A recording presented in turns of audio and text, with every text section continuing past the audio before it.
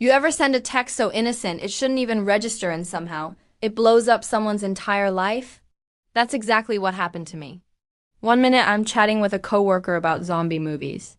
The next, he's screaming in my face saying I destroyed his marriage all because I told him the name of a movie. Yeah, seriously. What started as a casual conversation spiraled into drama, chaos, and a masterclass in petty revenge served ice cold by my amazing supervisor. Want to know how a single text made a grown man quit his job? Buckle up, this one's wild. I'm 22 years old, and I've been driving tractor trailers for about a year now. It might not be the most glamorous gig, but there's something I genuinely enjoy about the rhythm of it. Half the day behind the wheel on the open road, the other half inside the warehouse loading, unloading, or helping prep orders. It's a strange mix of solitude and teamwork, but I like the balance. Where I work, there's just three of us who handle pretty much everything. Me, my supervisor, and JC, the forklift operator. The three of us have fallen into this routine where the day starts out hectic getting trucks lined up, prepping loads, checking routes, and then, once the bulk of the work is done, we usually end up chatting in the warehouse. Sometimes it's just goofy small talk about movies or music. Sometimes it's venting about annoying customers. Or sometimes we get into bigger stuff like prepping, zombie survival plans, whatever rabbit hole we happen to fall down. There's something about this kind of work that makes those moments feel special. You spend hours sweating and hauling heavy stuff or fighting traffic, and then you just decompress with the people who get it. Our supervisor is the kind of person who knows when to crack a joke to lighten the mood, and JC, despite having a bit of an attitude sometimes, usually jumps in with his own sarcastic takes. It is not perfect warehouse work, never is, but there's a small family vibe to it that makes the job feel more like home than just punching a clock. My supervisor has always encouraged that dynamic because she knows how grueling the trucking world can be, especially for someone like me, young and one of the few women in this space. She looks out for us, and there's kind of an unspoken understanding that we've all got each other's backs. Of course, when the work needs to be done, we buckle down and get it done. But during that downtime, when there's nothing to load and nowhere to drive yet, those chats in the warehouse almost feel like therapy. That's exactly what was happening on that Friday when this whole story kicked off. We'd finished our morning runs early. The supervisor had left to handle something personal. And it was just me and JC hanging out, talking about zombie movies and survival prepping. It seemed like just another normal day. But little did I know one innocent comment in that conversation would explode into chaos I never saw coming. It was one of those slow Fridays where everything had been wrapped up early and the warehouse felt almost quiet for a change. The supervisor had left early to handle something at home, so it was just me and JC hanging out by the loading dock, talking about whatever popped into our heads. Somehow we landed on zombie movies. I've always been into prepping and survival stuff. It started as a hobby back when I was a teenager and just stuck. JC had shown some interest in it before too, though he mostly liked talking about it in the context of movies and TV shows. That day I mentioned this zombie movie I'd seen a while back. I couldn't remember the title, but I was describing the scenes I liked. The way the characters dealt with supply runs, how realistic the survival tactics were, nerd stuff. JC was totally into the conversation, nodding along and even asking questions about certain scenes. He said, "Man, that actually sounds good. What's the name of the movie?" I laughed and said, "I honestly can't remember. But I'll let you know when I do." He said, "Okay, cool, I'll check it out then." I half joked, "I'll text it to you when it comes back to me," and he just nodded, looking at his phone and muttering, "Yeah, that's fine." Then we got into general prepping stuff, like what we'd do in a real zombie outbreak, how we'd barricade the warehouse, where we'd get food, where we'd hide out, all the usual goofy apocalypse talk. It was super casual and honestly kind of fun. The day dragged on like that. Occasional banter, little bits of work to tidy up, and then more talk about random survival scenarios. There was nothing in his tone, body language, or words that said he didn't want me to text him. In fact, the vibe was that he was genuinely interested, and it felt like one of those normal, harmless work conversations that would just fade into the background by Monday. I never thought twice about following up on that. Over the weekend, when the name finally popped into my head, I just shot him a quick text. Hey, that movie I mentioned was called Movie Title. I didn't say anything else. Didn't try to make it personal. Didn't even add a smiley or anything that could be taken the wrong way. Just the info he'd asked for, nothing more. It felt like a small gesture between coworkers who shared an interest in zombies and prepping, and I honestly thought he'd appreciate it. I figured maybe he'd watch it, and we'd talk about it on Monday. Little did I know that simple text would lead to a meltdown of epic proportions. Over the weekend, I was doing laundry and half watching TV when the name of that zombie movie finally hit me out of nowhere. I barely thought about it. I just picked up my phone, shot JC a quick text saying, hey, that movie I mentioned was called Movie Title, and went back to folding socks. It was such a nothing moment that I forgot about it almost instantly. Monday rolled around, and I came in expecting the usual. I was chatting with my supervisor first thing in the morning about the delivery schedule and what loads we had to prep. Everything felt normal. JC wasn't there yet, and we were just going over paperwork, laughing a little about how smooth last week had gone and hoping this week would be the same. Then the door slammed open. G came in, breathing heavy, eyes wide like he'd just run across the lot. He stopped right outside the office where me and the supervisor were talking and just glared at me. Before I could even get a good morning out, he started screaming, "What the hell is wrong with you? You ruined my life." It was so loud that my supervisor flinched, and I just stood there in shock, completely frozen. He kept yelling, "Why would you text me? Didn't I tell you not to? You blew up everything." My wife saw that text and left me this morning. What the hell were you thinking? My mind was spinning. I felt my throat close up, and I couldn't even process what he was saying at first. Then it clicked. He was talking about the text I'd sent about the movie, that tiny, innocent text I'd sent in passing. The supervisor tried to calm him down, asking, "Wait, what's going on? What happened?" But JC wouldn't stop. He ranted about how his wife had seen my message, assumed something shady was going on, and packed her bags before he even got out of bed. He kept pacing, yelling, waving his arms, saying, "You ruined my family. What kind of person does that?" I was shaking so hard I felt like I'd pass out. My supervisor told me to step out and breathe, but JC kept shouting at me as I walked away, telling me how horrible I was, how I'd messed up his whole life, how I should have known better. I hid in the break room, completely lost and crying. I never had someone come at me like that before, and it felt like my brain couldn't even keep up. I kept replaying that moment I sent the text, wondering if I really had done something wrong. I mean, he'd said it was fine. He seemed genuinely interested in the movie. And even if he'd changed his mind, how could I have known his wife would freak out over a one-line message about a zombie film? It felt surreal, like I was stuck in some bad dream. And the worst part? I had no idea how to fix it. JC didn't he just yell at me once and stop his meltdown dragged on like a bad movie you couldn't pause. He kept circling the hallway outside the office, throwing his hands in the air, repeating the same lines over and over. "You ruined my life. You ruined everything. My wife is gone because of you." His voice cracked at times and he looked genuinely furious, like I'd somehow plotted this behind his back. Between the shouting, he spit out these jabs about how he told me and the supervisor that he didn't want contact outside work. Technically, yes, he had said that before. Months ago, in passing, he'd mentioned he didn't like talking about work stuff at home, and the supervisor and I generally respected that. But it was never this big, dramatic rule. He'd sent and received texts a handful of times with no problem updates about schedules. Quick jokes, even memes about zombie movies. That was just normal warehouse life, and nobody had ever made a big deal out of it. But suddenly, today, he was treating me like I'd crossed some massive boundary. He claimed I should have known better, that he was a married man, that I'd intentionally tried to destroy his life by sending that text.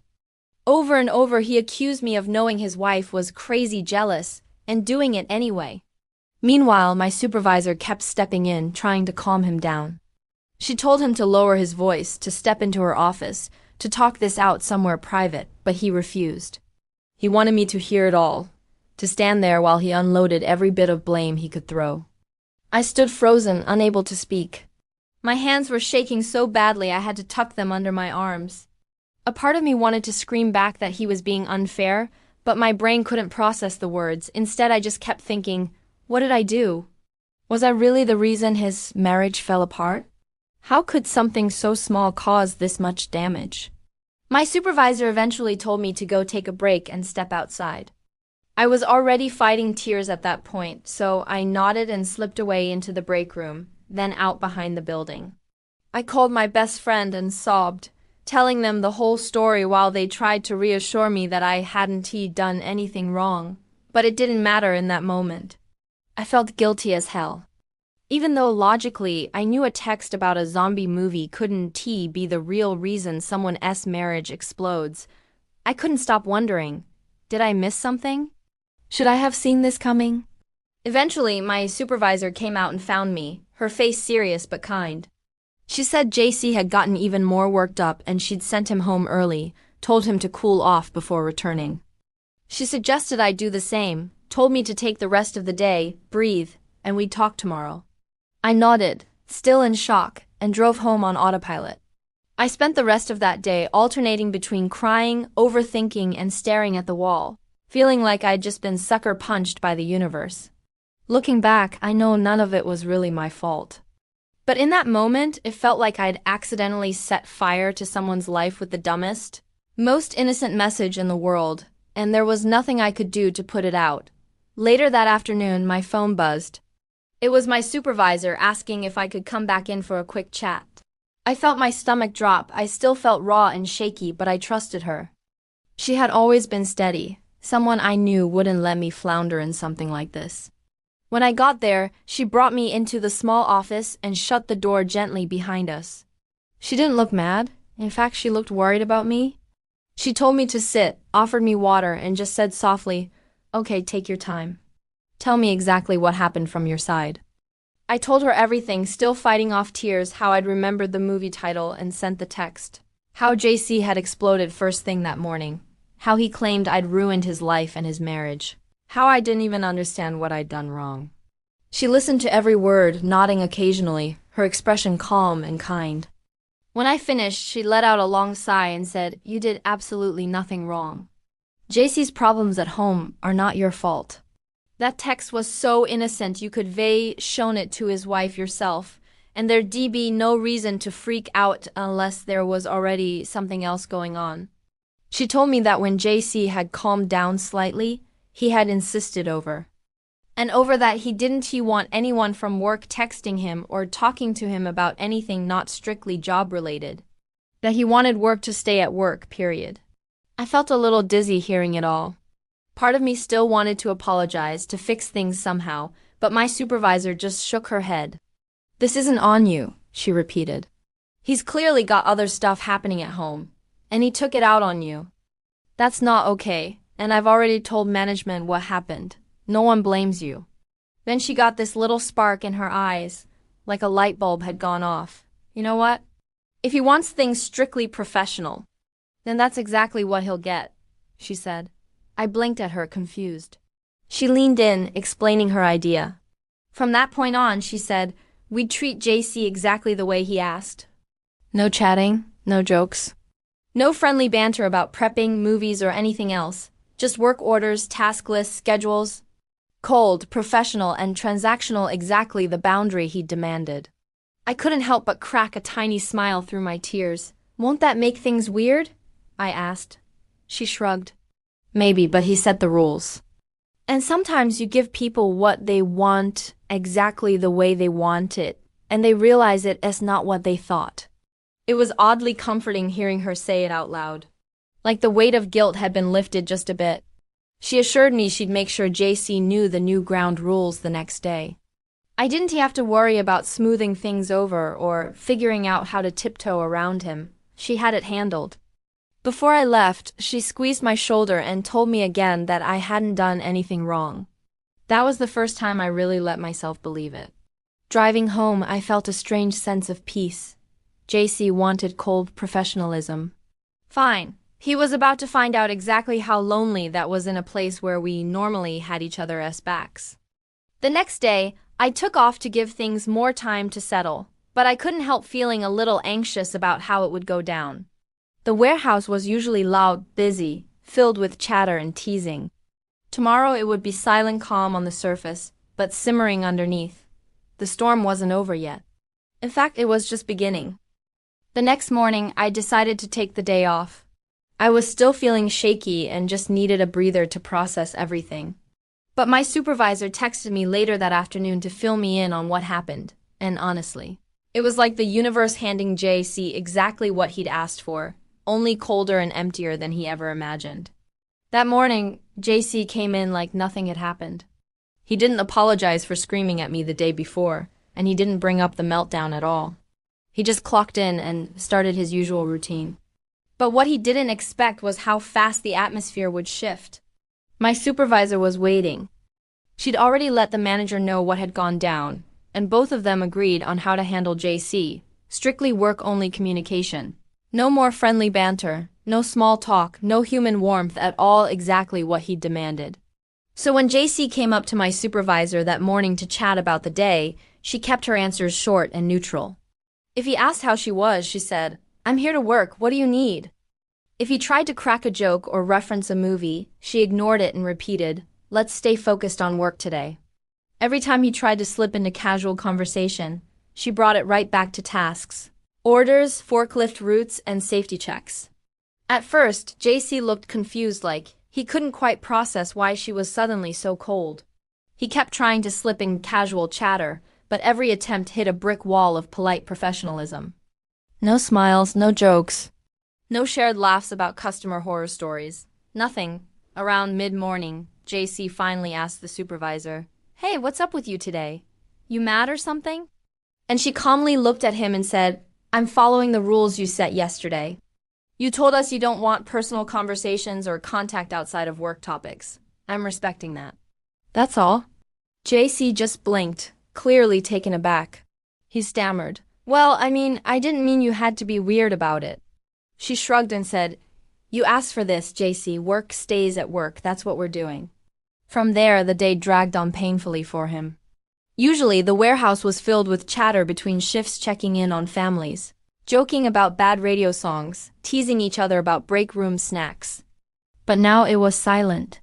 The supervisor only told him what he needed to do, where to put pallets, and what paperwork he had to fill out.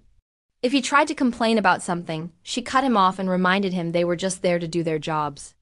By lunchtime, he was practically pacing the floor, clearly itching for someone to just crack a joke or give him a normal human interaction.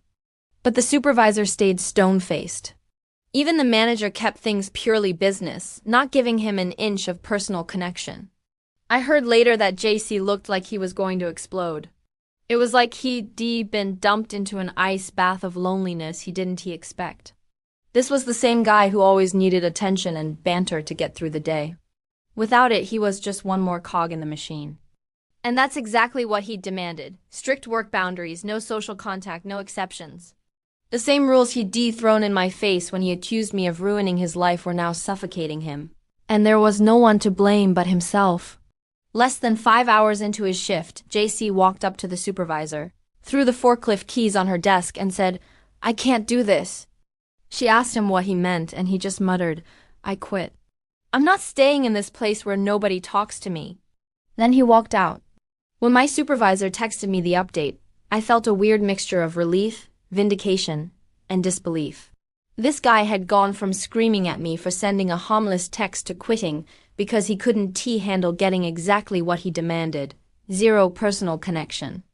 It was the quietest revenge ever, but also the most satisfying.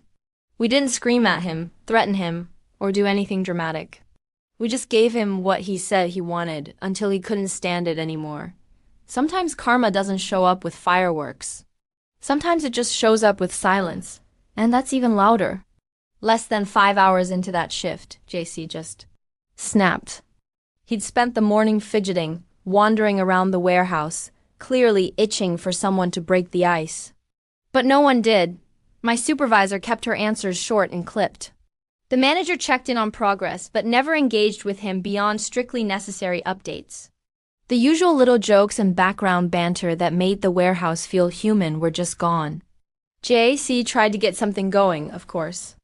He'd toss out random comments about how slow the day felt or complain about the radio station. But every time he did, the supervisor would look up from her clipboard and remind him, "We're staying focused on work, JC." That was it. End of conversation. You could practically see him shrinking more every hour.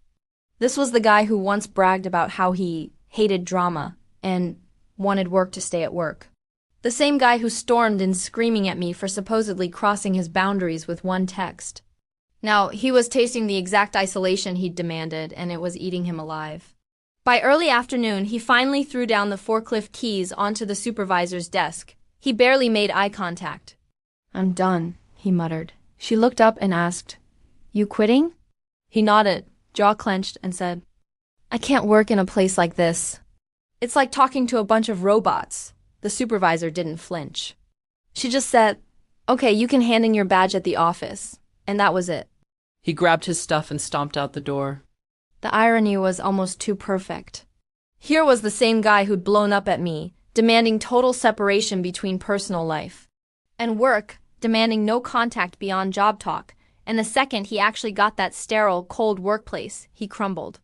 He couldn't handle not having the casual chatter, the inside jokes, the human connection. Honestly, it was the cleanest revenge I've ever seen. Nobody had to stoop to his level. Nobody yelled, nobody was rude.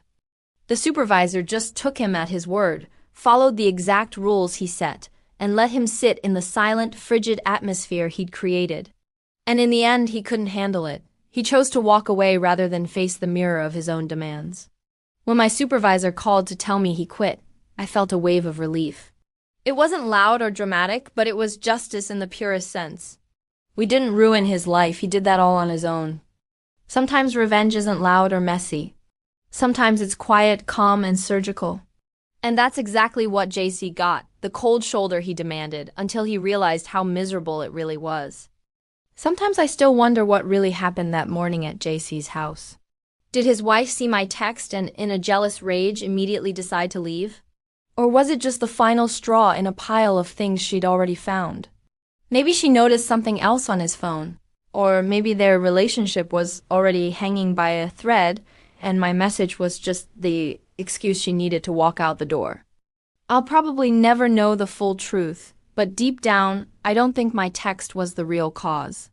It was too innocent, too bare bones, just the title of a zombie movie, nothing more. If a relationship can't handle that, then it was probably cracked beyond repair already.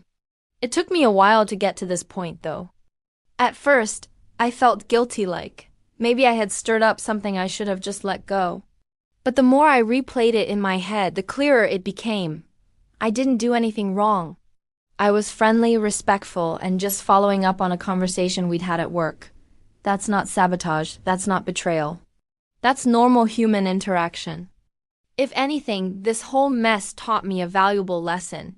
You can control how other people handle their personal baggage, but you can control your own boundaries. G showed us exactly what kind of energy he wanted at work, and we gave it to him. In the end, he couldn't stand living with his own rules, and we didn't even have to lift a finger to make that happen. Now, instead of feeling guilty, I feel stronger. I know where I stand. I have a supervisor who backs me up and a work environment where I don't have to tiptoe around someone else's drama. That's worth more than 100 apologies from JC could ever be.